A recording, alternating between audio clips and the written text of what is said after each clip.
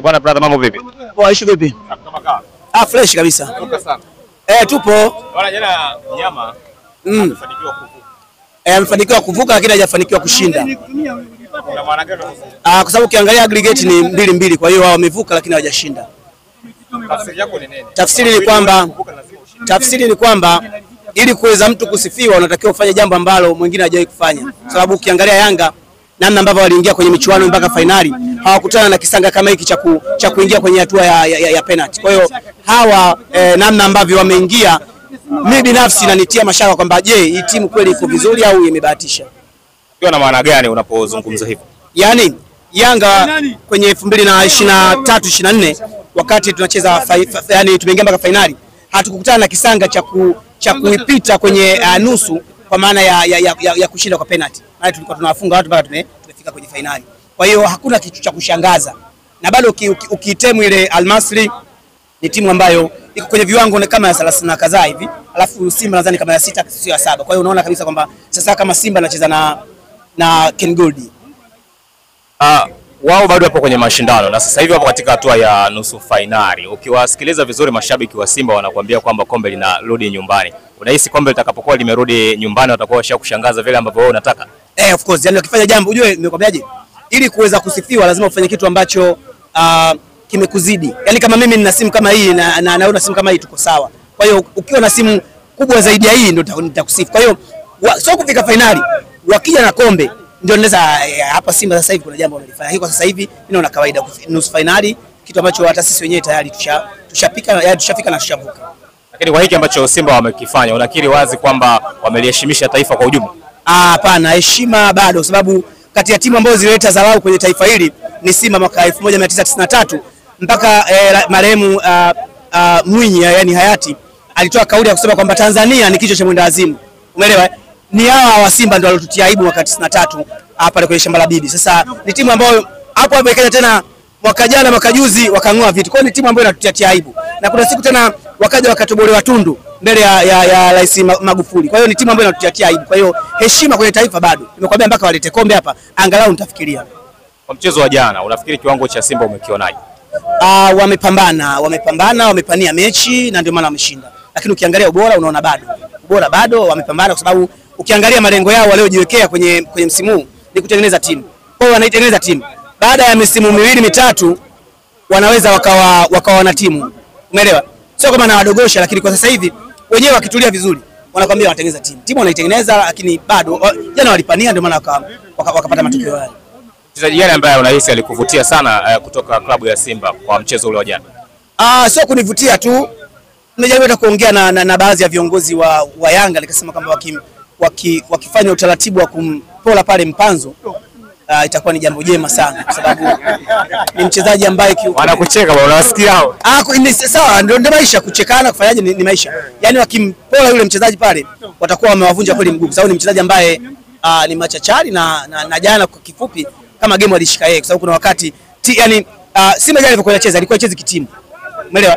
Yaani wachezaji binafsi. Sababu ukimwangalia Kukibu anakimbiza na huyu Mpanzu anakimbiza. Uwezo ukasema hiyo ni mifumo. Hawakuwa wacheza kimfumo isipokuwa yani jitihada binafsi. Kwa hiyo Mpanzu kwa kifupi ni mchezaji ambaye mimi binafsi na mwadmire sana. Namtamani sana. Of course nimeongea na viongozi wanasema watafanya jambo. Kwamba mnataka mshushe mpunga wa kutosha ili muweze kumpata Mpanzu.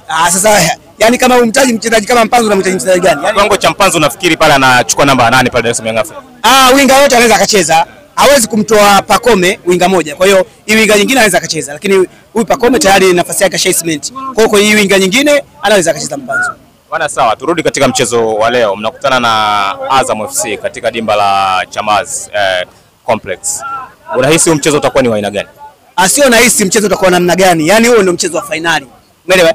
Mchezo wa finali kwa sababu huo ndio utaenda kuonyesha kwamba sisi Yanga tumejipangaje na yani kuchukua ubingwa. Yaani tukishinda mechi hiyo maana hakuna mechi nyingine ambayo inaweza ikatuzuia mbele. Kwa hiyo leo hii tukishinda hiyo mechi nadhani utaona vigelegele, sio vifijo, nderemo, kila kitu kwenye ule uwanja. Na ni mechi ambayo sisi na ndio maana jana kwenye ile mechi ya wenzetu hatukuigusa kabisa kwa sababu ya mechi na Azam. Yaani hatukuicheza. Japokuwa mwanzo tulikubaliana bali mechi pengine tutie nujumu tufanyaje, lakini kwa sababu tuna mechi yetu sisi ngumu leo Kwa hiyo tuliamua kutulia ili kuongeza nguvu kwa ajili ya mechi hii. Ni mechi ngumu mno ambayo itaenda kuonyesha ni namna gani tumejipanga na kuchukua ubingwa. Hiyo mechi tukipoteza au tukitoa suluhu, maana yake tutakuwa na hali ngumu sana. Kwa sababu mechi ya zidi ya Simba hatuchezi. Kwa hiyo tukishinda mechi hii na Azam, maana yake ubingwa tayari. Yaani utaona na nili pale gwaride itakayopigwa pale baada ya kushinda mechi hiyo zidi ya Azam. Sawa. Mchezo wa kwanza na Azam mlifungwa. Unafikiri kwa ubora wa kikosi cha Azam na ubora wa kikosi chenu mnakwenda kupindua meza? Hapa sio kitu cha masuala ya ubora hapa. Umeelewa? Sisi tumefungwa mechi mbili. Yaani tumefungwa na timu mbili, maana tumefungwa na Tabora, afu tukafungwa na Azam. Hizo ndio timu kali kwenye ligi kuu mpaka sasa hivi. Sababu ndio ambazo zimeweza kuifunga Yanga. Huyo mmoja tayari tushalipa kisasi, leo tunaenda kulipa kisasi kwa Azam. Umeelewa? Sio swala la ubora hapa. Ukichukua Yanga ukapima na Azam, kama una akili timamu, lakini utajua kwamba Yanga tuko juu. Yaani kwa namna yoyote ile, kwa maana ya kuzaliwa, mafanikio, kila kitu. Lakini mechi ya leo haiamuliwi na ubora. Inacho ni mikakati, ni namna gani unapata pointi 3. Ndiyo shida yetu sisi Yanga, kwa sababu ubingwa wetu umeshikiliwa na Azam.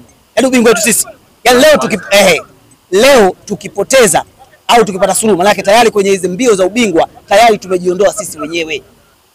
Umeelewa? Kwa sababu ukimwangalia Simba namna ambavyo anakuja na sisi tunapokuja, kwa sababu huoni kama Simba anaweza kupoteza mechi yote na huwezi kumwona Yanga akipoteza mechi yote. Mechi ngumu sisi kwetu ni mechi ya leo. Mechi ya zidi ya Simba sisi hiyo mechi hatuchezi. Mechi ya leo ndio hatima. Yaani leo ndio hatima, na kama utakuwa makini angalia mechi baada ya ushindi wa Yanga utaona namna ambavyo sisi mashabiki wangu tutakavyoshangilia. Yaani ndio ubingwa wenyewe, hakuna kutuzia. Hiyo itakomeisha. Kwa hiyo ni mechi ngumu mno. Yaani tangu jana juzi viongozi wapo wanajadiliana wafanyeje. Mechi ni ngumu kuliko kawaida, sababu ni timu ambayo imetufunga. Sisi hatufikiri timu nyingine. Ni hiyo tu. Tabora tayari shamalizana nao, bado hawaanza. Bwana, sawa, kwa kumalizia unawaambia nini sasa mashabiki wa Dar es Salaam Young Africans kuelekea huu mchezo? Kwa mfano kama leo tunatakiwa tukajae Azam Complex pale, sio tukujaa, tukashangilie mwanzo mwisho ili tuwakumbushe wachezaji kwamba wana deni zito, kwamba hii timu imetufunga. Kwa hiyo lazima tulipe kisasi. Sasa kulipa kisasi sio tu kwa shabiki kwenda uwanjani kutalii unakuwa kama zindiko. Twende tukashangilie mwanzo mwisho ili wachezaji wajue kwamba hawa mashabiki kuna kitu wanachohitaji. Kwa hiyo mashabiki twende kwa wingi sana, maana ndio mechi yetu ya finali. Yaani mechi yetu tukiipoteza maana tutakuwa tuna wakati mgumu sana. Shukrani sana. Asante.